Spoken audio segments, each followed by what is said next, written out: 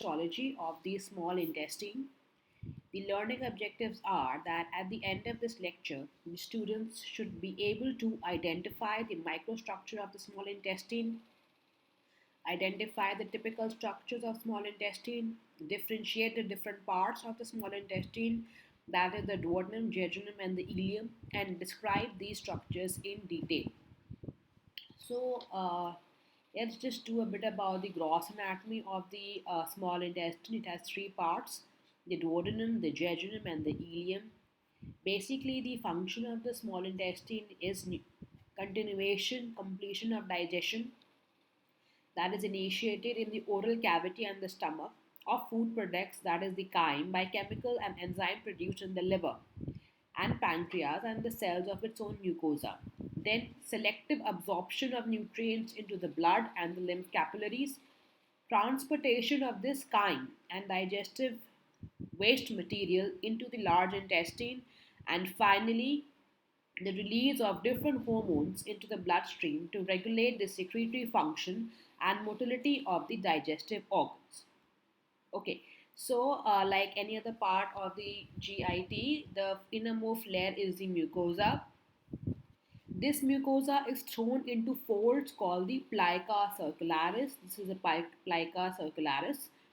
It is permanent because it has a core of the submucosa over here. Can you see the submucosa entering inside?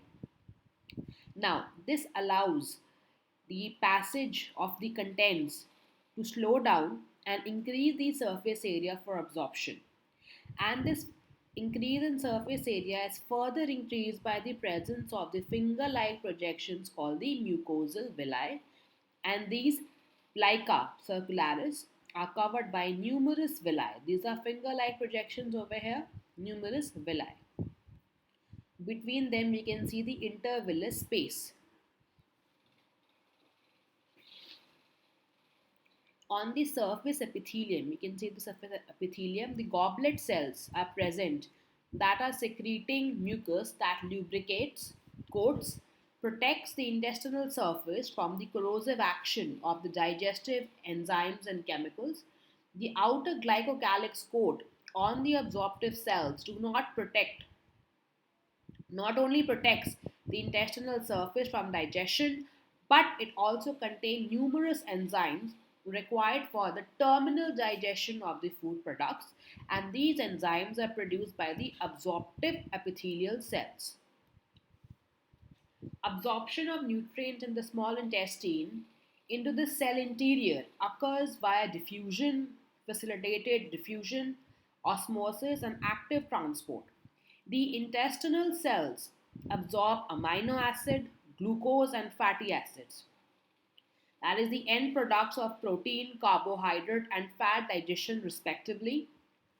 The amino acids, water, various ions, and glucose are transported through the intestinal cells into the blood capillaries present in the lamina propria of the villi. This is the lamina propria of the villi, from which they pass to the liver via the portal vein.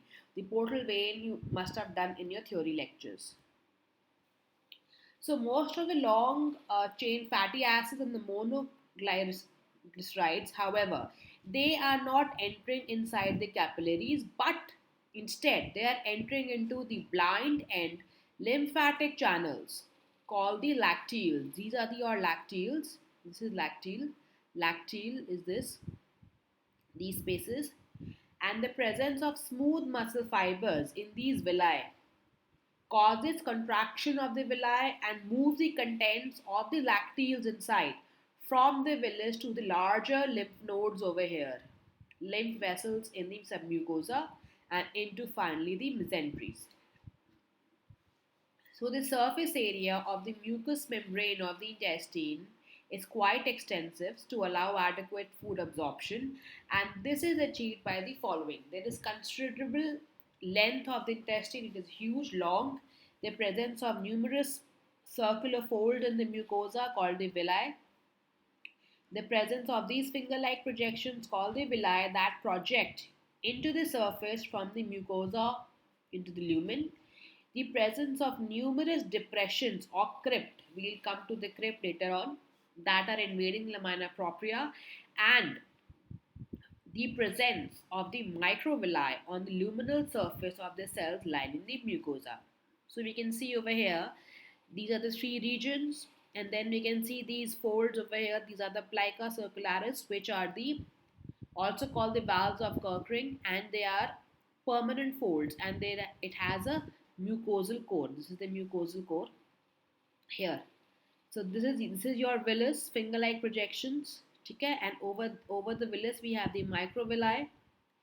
Then the between the two villi, these invaginations are called the crypt. We also have the lacteals for the digestion of, like I mentioned before, the digestion of long chain fatty acids and the monoglycerides. And then we have the goblet cell producing the mucus found in the surface epithelium, which is absorptive cells or the enterocytes. Enterocytes meaning from the intestine. So the simple columnar cells present in the epithelium are absorptive cells, and here they are called the enterocytes. Apart from that, we have certain endocrine cells. These crypts have been named as crypts of Lieberkühn, and they are lined by cells of Paneth, which we'll discuss further on. Yeah, so just have a look at the circular folds or the plica circularis, also called valves of Kerckring. Now, each fold is made up of all the layers of mucosa, the entire layer of mucosa that are lining epithelium, lamina propria, muscularis mucosae. It contains all these three things. The submucosa also is extending into the fold, and they can be readily seen with the naked eye. So it has a core of the submucosa. They are conspicuously absent in the first 1 or 2 inches of the duodenum. Now these folds gradually become fewer and less marked in the ileum. The terminal parts of the ileum have no such folds, the terminal part. Apart from adding considerable surface area of mucous membrane, the circular folds are also slowing down the passage of the contents through the small intestine, therefore facilitating absorption.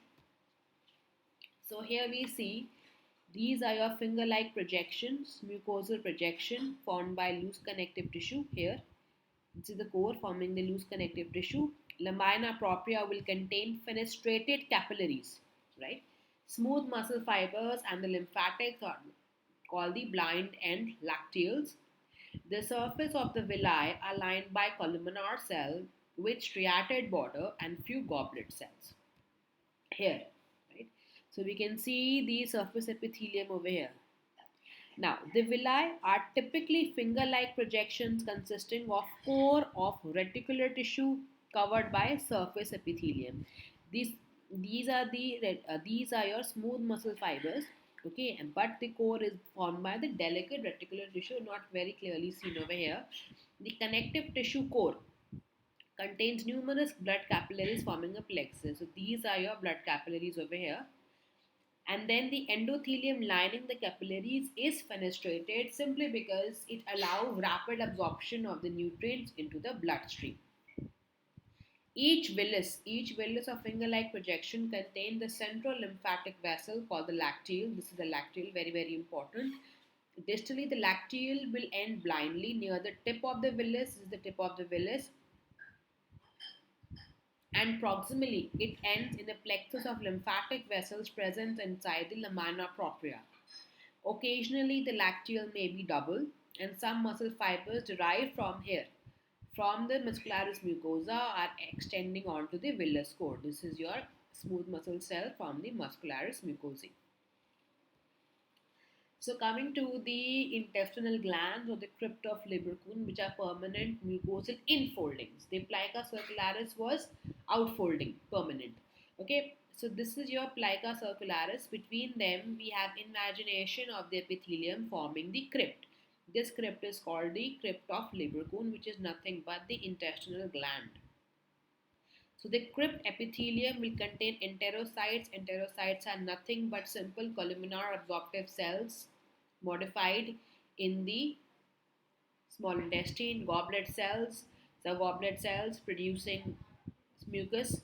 Enteroendocrine cells, these are the endocrine cells of the enteric system. Stem cells, the Paneth cell. These are your typical Paneth cells found in the intestinal gland. They are regulating your gut flora, and we have certain M cells, that is the antigen transport cells. Right. So the crypt of Leberkuhn are the tubular invagination of the epithelium into the lamina propria, and they are really simple tubular intestinal glands lined by epithelium, and this epithelium on the outside is supported by a basement membrane. So at the base, the epithelium invaginates in the lamina propria to form the intestinal glands, that is the crypt of Leberkuhn. Glands are short, tubular, they are opening up into the lumen of the base of the intervillous space and are lined by columnar cells, goblet cell, Paneth cell, and the endocrine cell. Now, the epithelium. This is the epithelium. This is your small intestine.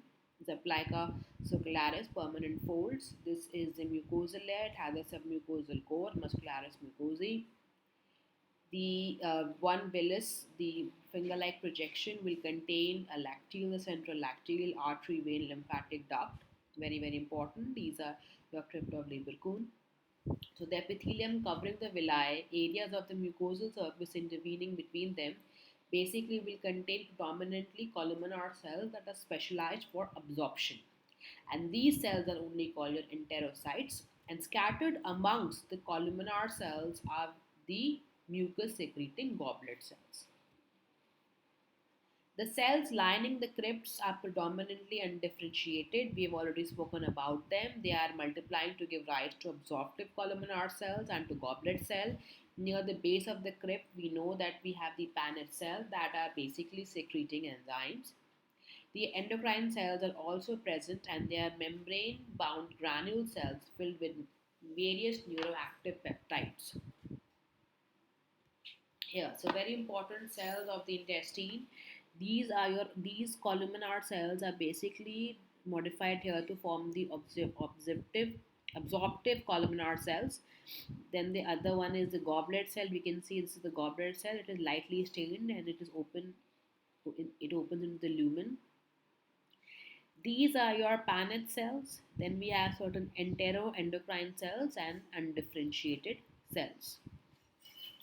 So coming to the absorptive columnar cells, the general characteristics of columnar epithelium apply to these columnar cells lining the mucous membrane of the small intestine. Now each cell, this one, has an oval nucleus located at its lower part. When seen under light microscope, the luminal surface of the cell appears to be thickened and to have striations in it perpendicular to the surface like this. With electron micrograph, this is the striated border is seen made up of microvilli arranged in a very regular manner. The presence of the microvilli will greatly increase the absorptive surface of the cells. Now, each microvillus has a wall of plasma membrane. Within there are fine filaments. These filaments are extending onto the apical part of the cell. Here they become continuous with the plexus of similar filaments that forming the terminal web. The surface of each microvillus is covered by a layer of fine fibrils and mucus that is called the glycocalyx. The plasma membrane on the lateral side of the absorptive cells show foldings that interdigitate with that of the adjoining ones. Okay. So the adjacent cells are united typically by junctional complexes. The intercellular canals are present between the adjacent cells, and the cytoplasm of these absorptive cells will contain usual organelles, including lysosome and smooth endoplasmic reticulum. And these cells are responsible for absorption of the amino acid, the carbohydrate, lipids present inside the digested food. Coming to the second, that is the goblet cell, is literally a drinking glass that is broad above. It has a narrow stem attached to the base. The goblet cells are so named because of the shape. It has an expanded upper part that is distended with mucin granules. The nucleus is flattened and situated at the base. This is the basal nucleus. And the goblet cells are mucus secreting cells, therefore, they appear less stained because of the mucus does not take up any stain. So they have a prominent Golgi complex with abundant rough endoplasmic reticulum. The luminal surface of the cells bears some irregular microvilli. In H&E preparation, the mucin content appears to be unstained. That is why they appear less stained. But brightly stained under PAS technique. PAS will not be shown to you. You should know how they appear in H&E stain. The mucus cells increase in number as they pass down to the small intestine, being fewer in the duodenum and compared to a more number of mucus cells in the terminal ileum. The third ones are typical cells of the small intestine called the Paneth cell, are found only in the deeper parts of the intestinal crypts, contain prominent eosinophilic secretory granule. In electromicrograph studies, they are considerable rough endoplasmic reticulum. Some microvilli can also be present. These cells are particularly rich in zinc. The function of zymogen cells are not very well known. They may produce lysozymes that are destroying the bacteria, therefore, they are helping in maintaining the gut flora, and they may also produce some other enzymes. There are also some studies speculating that they have some phagocytic functions that is how they are able to control the microbial flora in the intestine. And because they are located at the base of the glands, they are exocrine cells producing lysozymes, an antibacterial enzyme that is digesting the bacterial cell walls and destroying them. Also, we have the enteroendocrine cells in the small intestine that are secreting numerous regulatory hormones, including the gastric inhibitory peptide, secretin, and cholecystokinin, that is a pancreazyme. And they are directly opening up into the capillaries, and you all know how they function. Regulatory hormones under the bloodstream, their ductal glands are directly open into it. Right. So the coming to the first part of the small intestine, which is the duodenum. This is the slide of the duodenum. You can see that it has so many glands inside the lamina propria and the submucosa glands, and this is a typical feature of the duodenum. So how to differentiate between the three parts of the small intestine? The duodenum is differentiated by the characteristic presence of branched tubular acidoduodenal glands in the submucosa, and they are the excretory duct are penetrating the muscularis mucosae, opening into the base of the intestinal gland. Okay, so they are basically secreting directly into the lumen, and the main function is to protect the duodenal mucosa from highly corrosive action of the gastric content. Right. So basically, it is also behaving like a buffer to neutralize the acidic chyme to provide more favorable environment. And they are also producing, they are believed to be producing a polypeptide hormone called the urogastron that is inhibiting the hydrochloric acid secretion by the parietal cells in the stomach and increasing the epithelial proliferation of the small intestine. Okay, so these are typical features of the duodenum. You will identify duodenum by the presence of all the three things found typically inside the intestine, that is the intestine plica circularis, microvilli, crypts of Leberkuhn, along with numerous glands packed in the submucosa. So coming to the ileum, you can see the finger-like projections over here, and these are still farther apart. These are more finger-like. They are more finger-like, but the important part is the presence of lymphatic nodules in the mucosa. That is typical of the ileum, called the Peyer's patches.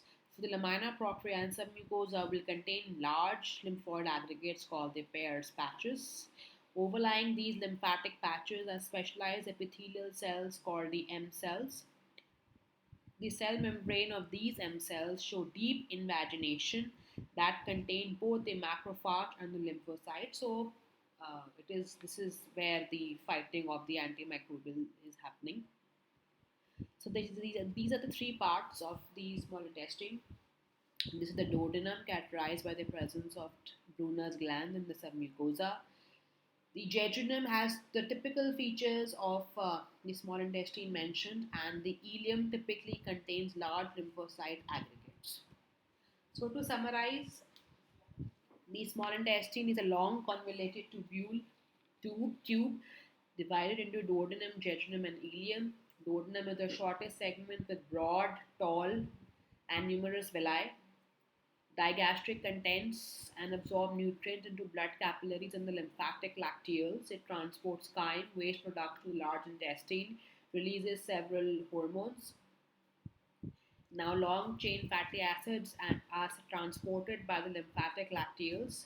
They contain numerous permanent surface modifications that increase the cellular contact for absorption. They are called the plica circularis, with a submucosal core extending onto the intestinal lumen. Villi are finger-like projections of lamina propria extending onto the intestinal lumen. The microvilli are cytoplasmic extensions of these absorptive cells that are extending into the intestinal lumen. Microvilli coated with brush border enzyme that digest food products before absorption. Villi will contain a core of connective tissue with capillaries, lacteal and smooth muscle strands. Lamina propria filled with lymphocytes, plasma cells. Smooth muscle strands can also be found in villi, lamina propria of the villi, to induce contractions. So, amongst the cell of the small intestine, we have the absorptive cells with microvilli covered with glycocalyx, most common, goblet cell, enteroendocrine cells, undifferentiated Paneth cells, and M cells specialized that cover the lymphatic Peyer's patches. The glands of the small intestine located between villi throughout the small intestine, opening into the base of the villi in the intestinal lumen, penetrating the muscularis mucosae, the duodenal glands especially, and secreting urogastron. Coming to the lymphatic accumulation in the small intestine, there are Peyer's patches found. There are permanent lymphatic nodules found in the ileum, and overlying the Peyer's patches are specialized M cells, which are not found anywhere else in the intestine, which contain macrophages and lymphocytes. So this is all about the small intestine. Thank you.